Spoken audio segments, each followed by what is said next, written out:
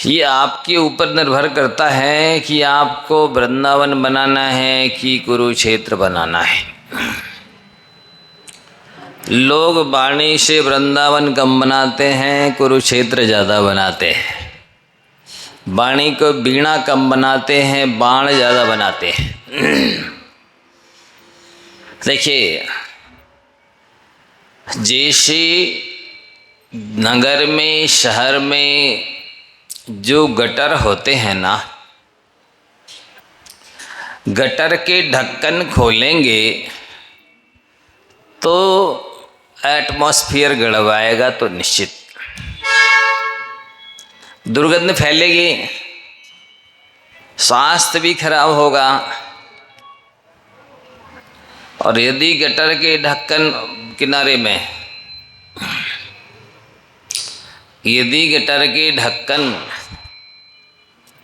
बंद रहें और इत्र की शीशियाँ खोल दी जाएं तो स्वास्थ्य क्यों बच रहे आप लोग?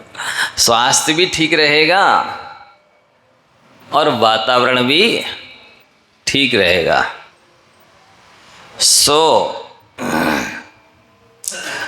दूसरे की निंदा करना तो गटर के ढक्कन खोलने जैसा है,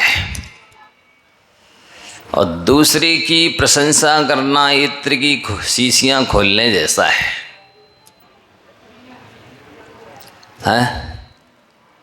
लोगों को गटर के खुले ढक्कन ही अच्छे लग रहे हैं आजकल, पता नहीं क्यों।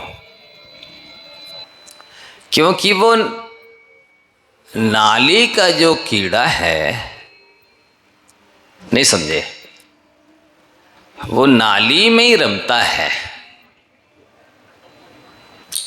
नाली के कीड़े को आप गार्डन में भी छोड़ दे तो शायद जीवित नहीं रहेगा, वो मर जाएगा। क्योंकि उसको जो है ना कि नाली में रहने की हैबिट पड़ गई है। तो ये बहुत गंभीर विषय है। लोगों को इसका राज नहीं मालूम कि वस्तुतः देखा जाए, अपना बहुत सारा अनादिकाल से लेकर समय दुखमय गुजरा तो वो वाणी की वजह से। जिह्वा जन्म से मिल जाती है, लेकिन बोलने की कला जीवन बीत जाने पर भी नहीं आ पाती है। जिह्वा जन्म से मिल जाती है, पर उसका प्रयोग करने की कला जीवन बीत जाने पर भी नहीं आती है। जिह्वा का वजन बहुत कम है, पर उससे निकले शब्दों का वजन बहुत भारी है।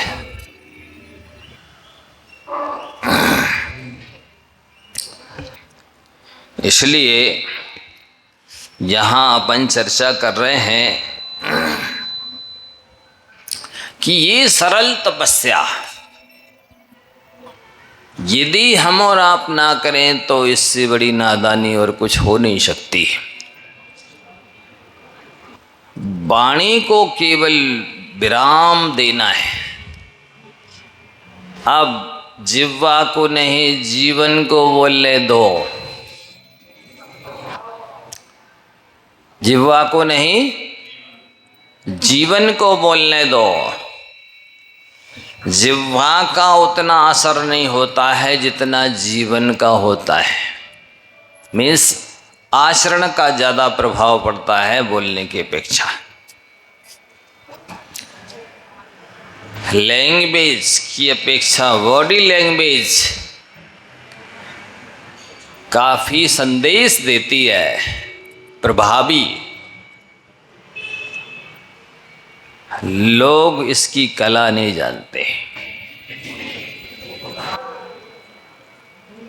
यदि इच्छसि वशीकर्तुम जगदेकीन कर्मणा पराप बाद सस्येभ्यो गाम चरंतीम निवारे।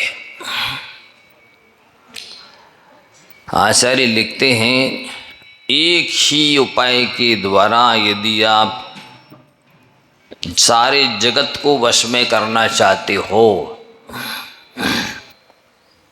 एक ही उपाय के द्वारा, ओनली अमोघ अस्त्र है ये। क्या है वो? परापवाद सस्येभ्यो गाम चरंतीम निवारे। गाय, गो शब्द के संस्कृत शब्द कोश में 11 अर्थ होते हैं। गो माने गाय, गो माने बैल, गो माने वाणी, गो माने दिशा, गो माने आकाश। ऐसी वाणी के 11 अर्थ हैं, गो माने वज्र आदि। तो गाम माने अपनी वाणी रूपी गाय को पर की निंदा रूपी धान मत चरने दो। यदि एक ही उपाय के द्वारा पूरे जगत को वश में करना चाहते हो तो या तो पूर्ण मौन ले लो या फिर वाणी के द्वारा हितमित प्रिय वचन बोलो, जिससे यदि बोलने के बाद कि सामने वाले का हित नहीं हुआ और बोलने के बाद सामने वाले को आनंद नहीं आया, आपको भी आनंद नहीं आया, तो आपका बोलना निष्फल है। वाणी वही सार्थक है। वाणी का मालूम आपको फल क्या है? वाणी का फल प्रीति उत्पन्न करना है। वाणी का फल क्या है? वाणी का फल प्रीति उत्पन्न करना है। यदि बोलने के बाद प्रीति उत्पन्न नहीं हुई तो आपका बोलना व्यर्थ है। लोग तो और अप्रीति उत्पन्न करते जानबूझ करके, यही तो मूर्खता की निशानी है, यही तो अज्ञान है। परापवाद सस्येभ्यो गाम चरंतीम निवारे। आप तो एक ही ध्यान रख लो कि हम जब भी बोलेंगे तो या तो प्रशंसा के लिए बोलेंगे या फिर स्तुति करने के लिए बोलेंगे या प्रीति उत्पन्न करने के लिए बोलेंगे, किसी को लाभान्वित करने के लिए बोलेंगे, किसी का भला करने के लिए, लाभ पहुंचाने के लिए, हित करने के लिए, खुश करने के लिए, आनंद उत्पन्न करने के लिए बोलेंगे। ये तो बोलेंगे ही नहीं। एक एक शब्द को वाणी ऐसी बोलिए मन का आपा खोए और उनको शीतल करे आप शीतल होए। दोनों को शीतलता, वाणी में जितनी शीतल होती है कि ना शीतलाश्चंदन चंद्र रश्मियो नगांग मंभो नचहार यष्ट्या यथा मुनेस्ते नगवाक रश्मिया शमाम्बु गर्भा शिशरा विपश्यता। वाणी इतनी शीतल है कि उतना चंदन नहीं होता, चंदन से भी शीतल वाणी होती है। चंद्रमा की किरणें, शरद पूर्णिमा की चांद की किरणें भी इतनी शीतल नहीं होंगी जितनी शीतल वाणी होती है। गंगम अंबा, अंबा यानी जल, गंगा का जल जो अघन पूस की ठंडी का होवे तो वो जल भी इतना ठंडा नहीं होता जितनी ठंडी वाणी होती है।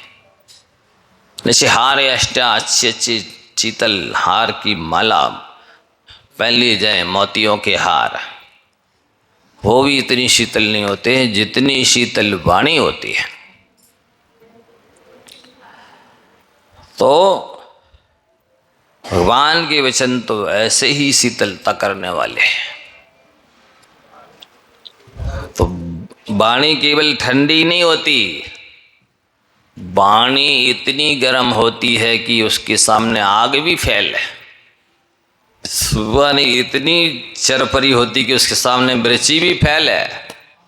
वाणी इतनी घातक होती कि उसके सामने हलाहल जहर भी फैले। वाणी इतनी तीखी होती उसके सामने बाण भी फैले। वाणी के गुण दोष जो जान ले। एक वाणी ऐसी होती है जो बोलने वाले के लिए हाथी पर बिठा देती है, तो एक वाणी ऐसी होती है कि गधे पर बिठा देती है। काला मुंह करके मुड़ मुड़ा के गधे पर बिठा देती है, देश निकाला दिला देती है। तो एक वाणी मलहम का काम करती घाव भर देती है, और एक वाणी ऐसी होती है कि ऐसा घाव करती है कि 1 2 50 100 1000 नहीं, अनंत भवों तक उसका घाव नहीं भरता। बोलने वाला जब भी जिस भाव में जहाँ मिलेगा, जिससे बोला गया है वो बदला लेगा। शंख शंख अनंत भवम, अनंत भव तक घाव नहीं भरता है। ऐसी भी वाणी में क्षमता है। जैसे शटर खोलने के बाद ही पता चलता है कि दुकान कोयले की है कि हीरा मोती की, ऐसे ही बोलने के बाद पता चलता है कि व्यक्ति पढ़ा लिखा है कि मूर्ख, दयालु है कि घमंडी है कि आलसी है कि मानी है कि अविवेकी है कि सभ्य है कि विनम्र है, आदि सब कुछ वाणी से पता चल जाता है। तो वाणी जिन वाणी बने, वाणी जिन वाणी बने वो तभी बनेगी जब हम वाणी का दुरुपयोग करना बंद कर देंगे। व्यक्ति और कोई तपस्या ना करे ज़्यादा, केवल या तो मौन रहना सीख जाए या फिर दूसरों का वाणी के माध्यम से भला करना सीख जाए, कल्याण हो जाएगा। इतनी वाणी के पास क्षमता है। जो उपकार करोड़ों अरबों खरबों रुपयों से नहीं किया जा सकता है, वो उपकार वाणी के द्वारा किया जा सकता है। इसी तरह से जो अपकार अस्त्र शस्त्र के द्वारा नहीं किया जा सकता है, वो अपकार भी वाणी के द्वारा किया जा सकता है।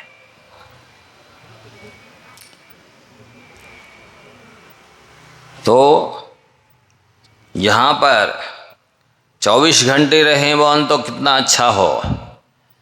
एक तो आत्म साधना में बहुत सहायक है मौन और एकांत। मौन रहने वाले का मन जल्दी एकाग्र हो जाता है। बोलने वाले को मन को एकाग्र करने में काफ़ी समय और श्रम लगता है।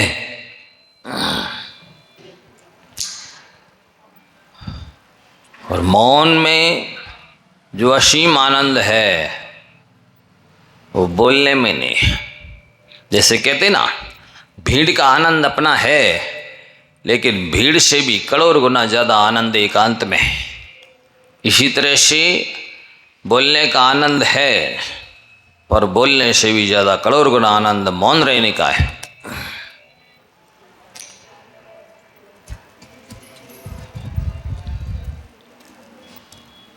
बोलते हैं speech is gold but silence is golden. बोलना यदि सोना है तो मौन रहना सोने से बने आभूषण जैसा है। बोलना यदि सोना है तो मौन रहना सोने से बने आभूषण जैसा है। ऐसा महत्व है। और मौन रहने वाला जितना सरस्वती की विनय कर सकता है, बोलने वाला नहीं कर सकता। तो सुधा सत्य बोलना ही सरस्वती की पूजा करना है। हम तो करे आए पूजा सवेरे, हो करे आए।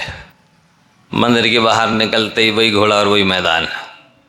सच्चे महीने में वो पूजा कर रहा है जनवाणी की जो सत्य बोल रहा है अथवा मौन रहता है।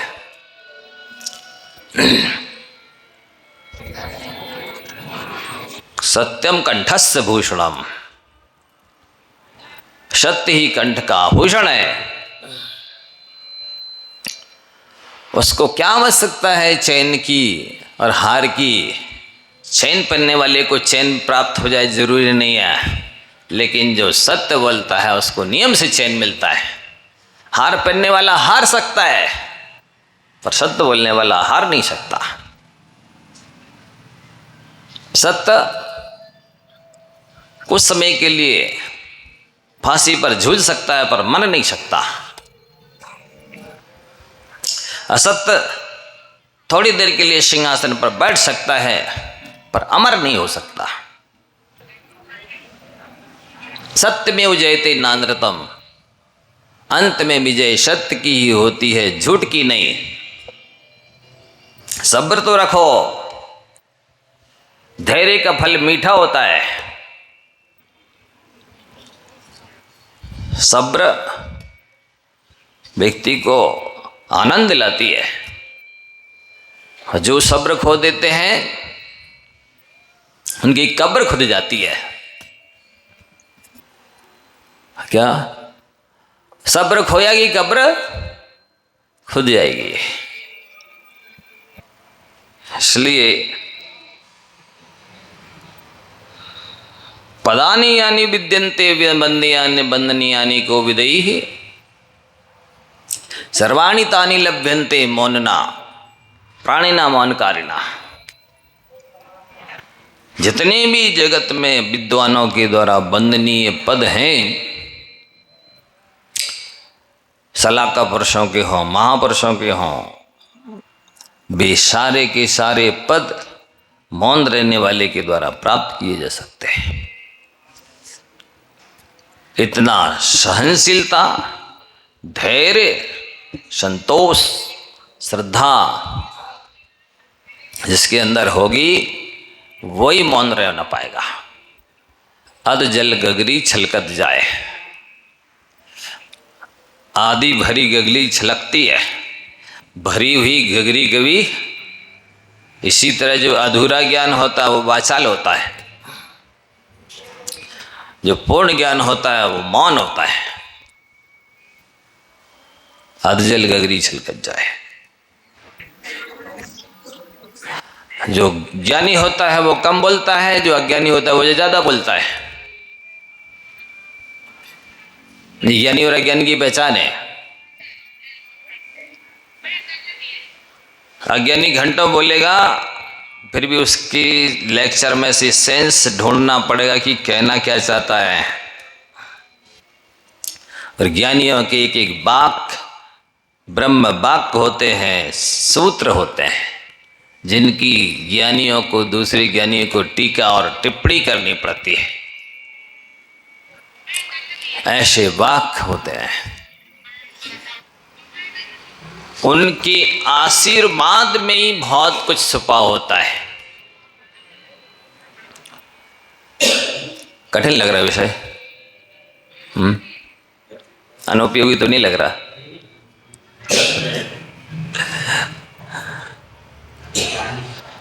आशीर्वाद, उसमें ही पूरी दिव्य दुनिया छुपी है। ओनली आशीर्वाद। ऐसा है एक एक शब्द, ब्रह्म वाक्य, सूत्र। तो जी श्रद्धान कर लो, जिसकी मौन में आस्था होती है, एकांत में विश्वास होता है, गुप्त साधना में विश्वास करता है, वो सच्चा साधक होता है।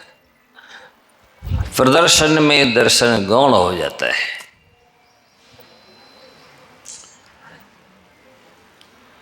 प्रदर्शन प्रायः नकली चीजों का किया जाता है। अच्छा आप बताइए, जैसे मनिहारी की दुकान वाला अपनी दुकान में सामान टांगता है, जमाता है, फैलाता है, कोई हीरा मोती जवाहरात का व्यापारी इस तरह से फैलाता है, नग है हीरा मोती जवाहरात फैला के रखता है इस स्टेशनरी की दुकान की तरह। डिब्बे के अंदर डिब्बा, डिब्बे के अंदर डिब्बा, डिब्बे के अंदर डिब्बा, और डिब्बे के अंदर डिब्बी, और डिब्बे के अंदर डिब्बी के अंदर डिब्बी होती है। हाँ, विशेष आग्रह होने पर ही खोल के दिखाई जाती है। जब पूरी तरह से अनुमान कर लिया जाए कि हाँ ये खरीदेगा, तो ही दिखाई जाती है।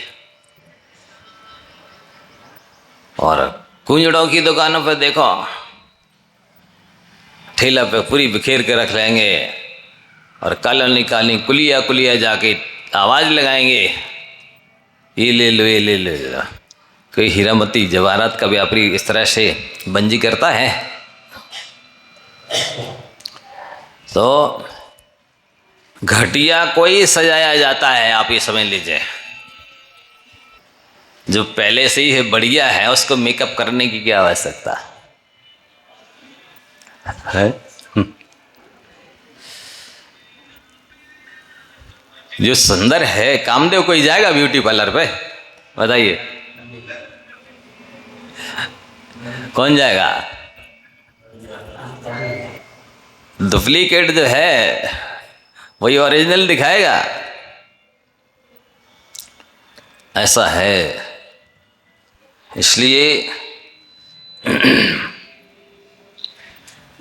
वाणी मनोरमा तस्य शास्त्र संदर्भ गर्विता आदेय जायते न क्रियते मौन मुज्जलम। जो निर्दोष मौन पालता है, कोई इंद्रियों से, हाथ पांव से, नाक से इशारा नहीं करता, उस उज्जवल मौन का पालन करने वाले व्यक्ति की वाणी आज नहीं तो कल निर्दोष हो जाएगी। साथ ही उसकी वाणी ही जिनवाणी बन जाएगी, और आदेय हो जाएगी। आदा तुम योग्य आदेय, ग्रहणा तुम योग्य ग्राह्या, बंद तुम योग्य वंदनीय,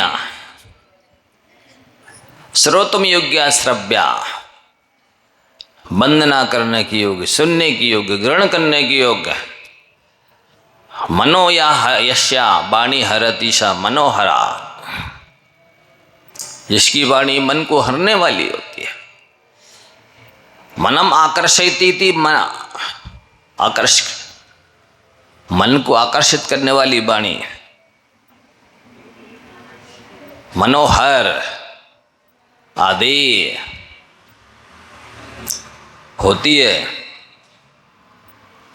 और सर्वाणी तानि लभ्यन्ते, उसके द्वारा इस लोक और परलोक संबंधी सब कुछ प्राप्त कर लिया जाता है। जो मौन रहता है, श्रेष्ठ उज्जवल निर्दोष मौन पालता है। बताइए कौन सा पंचम काल बाधक है मौन रहने के लिए? कौन सा हीन संगनन बाधक है? कौन सी पर्याय, स्त्री पर्याय, पुरुष पर्याय, वृद्धावस्था वाला क्या बाधक है? बताओ कौन सा हीन संगनन है? हैं? कौन से पैसे लग रहे लाखों करोड़ों? कौन सा शारीरिक कष्ट सहना पड़ रहा है? बता दीजिए। इससे सरल कोई जैन धर्म समझाएगा? हाँ, जैन धर्म क्या कोई दुनिया में दूसरा धर्म है? हाँ, सब कुछ मिल जाना है, शांत बनना है मात्र। पर शांत बनना संत बनने से भी ज्यादा कठिन है इन संसारी अज्ञानी प्राणियों को, क्योंकि इनकी हैबिट, इनकी आदत खुरापात करने की है। वस्तुतः धर्म की बीज बोने के लिए बहुत जैसे अच्छा क्वालिटी का बीज बंजर भूमि में नहीं डाला जाता, पत्थर पर नहीं डाला जाता, जिस किसी ऋतु में नहीं बोया जाता। जहाँ कभी जब कभी नहीं, जैसे तैसे नहीं डाला जाता। वो क्वालिटी अच्छी है बीज की, फिर क्षेत्र देखेगा अच्छा है कि नहीं, फिर काल देखेगा कि मौसम है इस बीज के बोने लायक कि नहीं, और फिर उस तरह से क्षेत्र तो है लेकिन उस क्षेत्र को भी जोता बखरा जाता है और मृदु बनाया जाता है, तब कहीं बीज बोया जाता है। ऐसे द्रव्य क्षेत्र काल भाव को पहचान कर शब्दों का उपयोग किया जाए तो समय से दिया गया धन्यवाद भी करोड़ों रुपयों से ज़्यादा कीमती होता है। असमय में बोलना खतरे से खाली नहीं है, और समय पर नहीं बोलना भी खतरे से खाली नहीं है। ऐसा है। अवसर देखे बिना जो बोलता है उसका नियम से अपमान होता है। दो के बीच में जो बोलता है उसका नियम से अपमान होता है। बिना पूछे जो किसी के यहाँ घुस जाता है उसका नियम से अपमान होता है। अवसर को देखिए, तब अपनी वाणी को उजागर कीजिए। तो यहाँ शुद्ध मौन धारण करने वाले के से मन की सिद्धि भी होती है और वचन की सिद्धि भी होती है और काय की सिद्धि भी हो जाती है।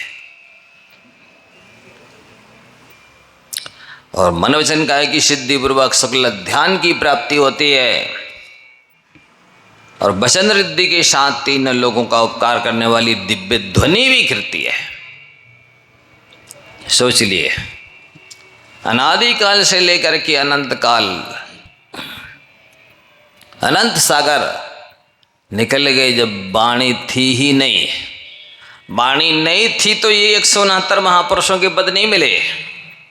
जब वाणी है और उसका विराम कर दो तो मिलते हैं 169 महापुरुषों के पद, अथवा उसका सदुपयोग कर लो तो मिलते हैं। एक इंद्रिय के पास वाणी नहीं है तो वे तो मौन ही है। मौन रहते तो उनको तो अभी तक मुक्त हो जाना चाहिए। नहीं है तो मुक्त नहीं होगे। है, बोलने की योग्यता है, फिर वाणी को विराम दो। इससे आपकी आत्मा का उपादान जागृत होता है, इससे सहनशीलता बढ़ती है, इससे बहुत सारी रिद्धियां सिद्धियां प्राप्त होती हैं। धैर्य और सहनशीलता पूर्वक निर्दोष पालन, संक्लेश के साथ नहीं।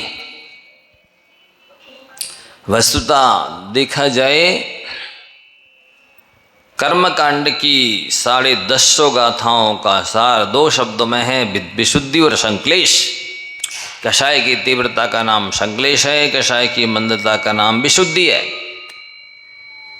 कषाय डाउन होवे तो परिणामों की निर्मलता होवे, कषाय तेज होती है तो आत्मा गटर की तरह हो जाती मैली काली। आज की पंचम काल के जो प्राणी हैं वे रुद्र, उग्र, व्यग्र, नखरेबाज हैं, कठोर परिणामी हैं, काले परिणामों वाले हैं, गरम प्रकृति के हैं। ये संसार की वृद्धि के कारणभूत लक्षण हैं। संत हृदय नवनीत समाना। सज्जन का हृदय तो नवनीत की तरह होता है, होना चाहिए।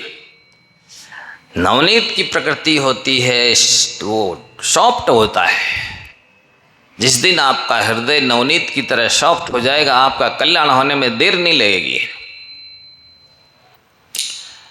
अभी तो लोहे की तरह क्या वज्र की तरह कठोर है, इसलिए इतने कठोर हृदय में धर्म नहीं प्रवेश कर पाएगा, वो बहुत सॉफ्ट है।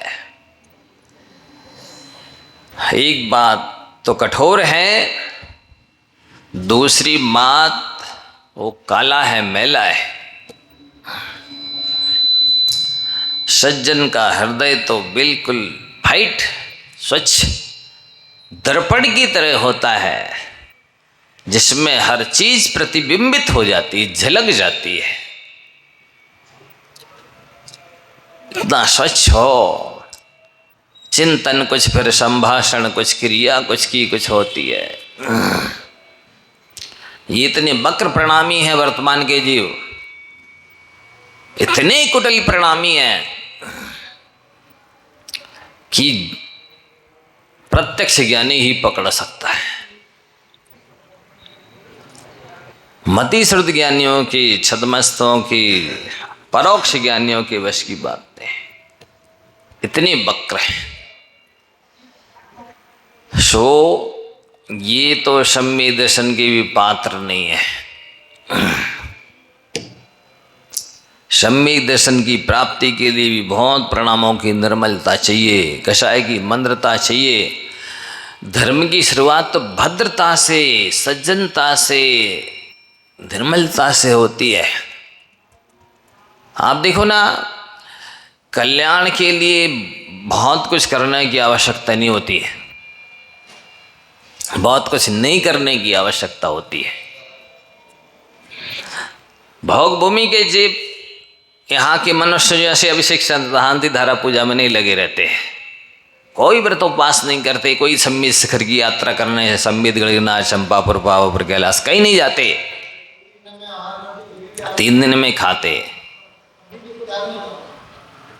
वे व्रत उपवास नहीं करते, दान नहीं देते, तीर्थ यात्रा नहीं करते, भूख प्यास ठंडी गर्मी नहीं सहते, लेकिन फिर भी नियम से स्वर्ग में ही जाते हैं। क्यों? बहुत सरल, बहुत भद्र, मंद कषाई होते हैं, भोले होते हैं। ये महावक्र, महाकठोर हैं, इसलिए इनका कल्याण होने में बहुत कठिनाई आएगी। मिथ्या दृष्टि भवनात्रक में जाएंगे, सम्यक दृष्टि वैमानिक देवों में जाता है। जाएंगे स्वर्ग में, एक ही गति है, वो उनकी भद्रता, सज्जनता, सरलता, मृदुता, सहजता, ये है। और यहाँ के तो बेमाला फेर के भी नरक जाएंगे।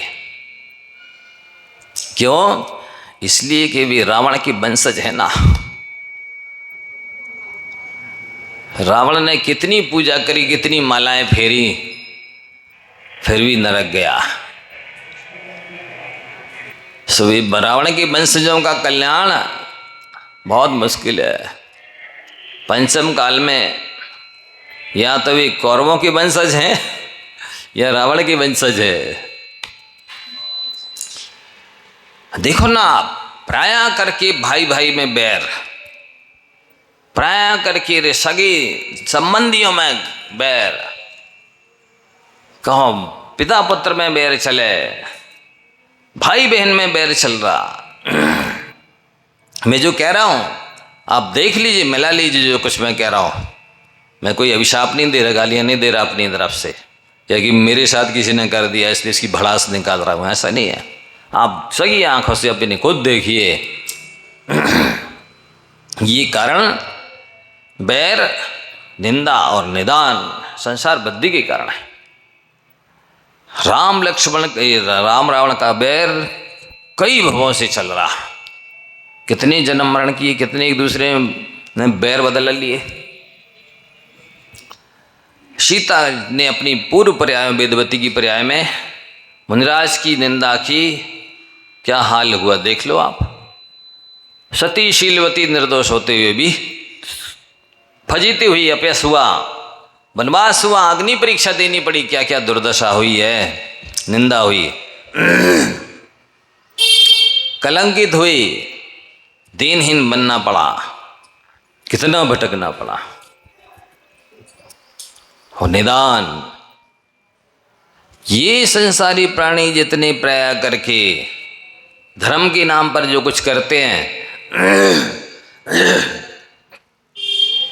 सब झोली लेके आते हैं, भिखारी बन के आते हैं, कुछ ना कुछ डिमांड लेके आते हैं। और जब तक डिमांड रखोगे, कांक्षा रखोगे, निदान रखोगे, तब तक कल्याण होना संभव नहीं। क्यों? मोक्षेपि यस्य नाकांक्षा सा मोक्षमधिगच्छति इत्त्वात् स्वहितान्वेषी कांक्षाम क्वापि न योजेत।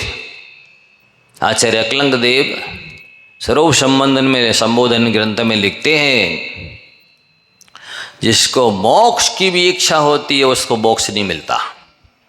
जब मोक्ष प्राप्ति में मोक्ष की इच्छा बाधक है, तब फिर और दूसरों चीज़ों की इच्छा क्या मोक्ष में बाधक नहीं होगी? सोचो आप, इनकी इच्छाएं देख लो कितनी हैं, इनकी डिमांड देख लो कितनी है, इनकी वचन देख लो कितने निंदात्मक निकलते हैं, इनका बैर व्यवहार देख लो। आप जो कह रहा हूं मैं आपसे, आप देखिए, खुद मिलाइए।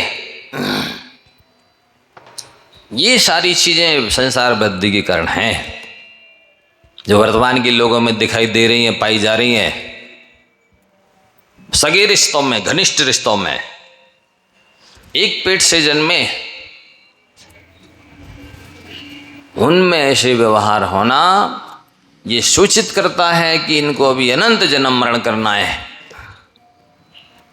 अनंत भव धारण करना है, इसको अभी अनंत दुख भोगना बाकी है। ये इसकी निशानी है।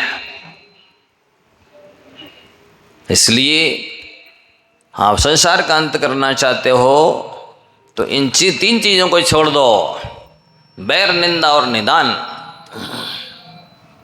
बैर छोड़ो, भी कहते हैं हम तो मरते जी जीते जी मर जाए चाहे, लेकिन उसकी पट्टी नहीं चढ़ेंगे।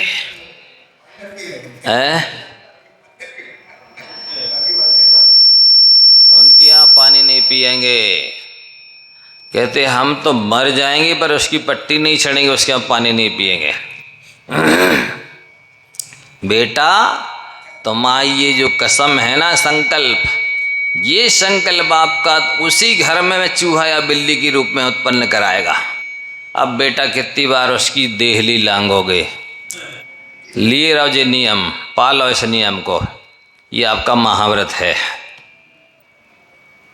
और दूसरे व्रत तो नहीं ले सकते हो तुम, ये महाव्रत तो पालोगे। कितने बड़े महाव्रती हैं हम, तो मरते जीते जी मर जाएं, कुछ भी हो जाए, पर उसकी पट्टी नहीं चढ़ेंगे। कितना बड़ा महाव्रत है। बाकी के नियम नहीं लेने का नियम है, पर ये महाव्रत तो है।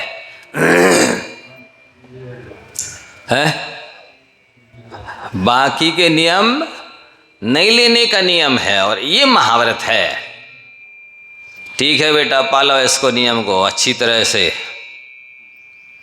उसी घर में अनंत जन्म मरण करोगे, कभी चूहा, कभी बिल्ली, कभी छिपकली, कभी मकड़ी, कहीं दी बनोगे, दीमक के कीड़े।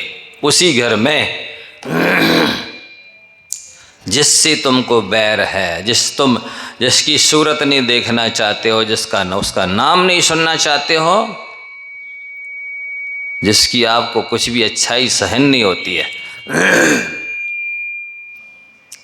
उसकी बढ़ती उन्नति, अभ्युदय, अच्छाई देख नहीं पाते हो, सहन नहीं कर पाते हो ना बेटा, तुम्हारा ये महाव्रत तुम्हें वहीं जन्म मरण कराएगा। नहीं छोड़ो। तुम बहुत साहसी हो ना, ये महाव्रत निर्दोष पाल सकते हो, मुझे पूरा विश्वास है। तुम दृढ़ संकल्पी हो, इस मामले में तो तुम्हारे सामने कोई नहीं जीत सकता है। तुम इस व्रत को पाल सकते हो, दृढ़ निश्चयी हो आप, बिल्कुल। पर बेटा बता दिया इसका परिणाम भी आपको हमने, फल बता दिया, ये मिलने वाला है, पालो तुम इसको। और दूसरे व्रत नियम संयम नहीं पालना, क्योंकि उनका फल स्वर्ग मोक्ष है। तुम तो यही पालोगे। तुम बहुत साहसी हो, धीरवीर हो, सबल हो। हम क्या कम है? नहीं बेटा, तुम बिल्कुल कम नहीं हो, बहुत सूरवीर हो। बैर पूजन में भगवान को सुनाता है, ये बैर न बैर मिटाता है, बैर निरंतर प्राणी को भवसागर में भटकाता है। हाँ, पार्श्वनाथ कहते हाँ बेटा तुम सही कह रहे हो, वाकई में हमने बैर की वजह से कितने कष्ट उठाए हैं। क्या बोल रहे हो पार्श्वनाथ कि बेटा तुम सही कह रहे हो, वाकई में हमने इस बैर की वजह से कितने कष्ट उठाए हैं। हम मुनि बन के बैठे रहे ध्यान में, लेकिन हमारे बैरी ने आके हमको कभी अजगर बन के निगल लिया, तो कभी सांप काला नाग बन के डस लिया, कभी शेर बन के खा लिया, तो कभी भील बन के शिकार कर दिया। क्या क्या नहीं किया। धन्य है पारसनाथ की भक्तो, तुम तो पारसनाथ से भी अतिवीर हो। भी अनंत बल के धनी है, आप अतिवीर के धनी है। आप उनसे कम थोड़ी हो, पारसनाथ की भगत हो ना। इसलिए जैसे पारसनाथ लड़ते रहे, सहन करते रहे, तो आप भी कर सकते हैं। बिल्कुल अच्छी बात है, पारसनाथ का अनुसरण करो है। नहीं तो कैसे भगत फिर हम पारसनाथ के, यदि पैर ना बांधे। क्योंकि उनका चलता रहा, लेकिन ध्यान रखो उनका एक तरफा चलता रहा, तुम तो ताल ठोक के खड़े हो। उनका एक तरफा चलता रहा, दोनों तरफ से खड़े हो लड़ने के लिए। इसलिए तुमको तो और कई गुना ज़्यादा तैयार रहना पड़ेगा। ये बाणी बीणा बना सको तो बाण नहीं बनाना। बाणी बीणा बने, बाण ना बने, ये बुद्धिमानी है। पर बाण बने बीणा ना बने, ये मूर्खता है। वाणी को सुदर्शन चक्र बनाओ, और घर को और परिवार को और समाज को कुरुक्षेत्र बनाओ, ये मूर्खता है। और वाणी को बांसुरी बनाओ और वृंदावन बनाओ घर परिवार को, ये समझदारी है। गटर के ढक्कन ना खोलो, इत्र की शीशियां खोलो, इत्र की शीशियों की ढक्कन खोलो। स्वास्थ्य भी ठीक रहेगा, वातावरण भी ठीक रहेगा। ऐसा आपको आचार्य भगवान कह रहे हैं। जय वाणी की ज्ञान है।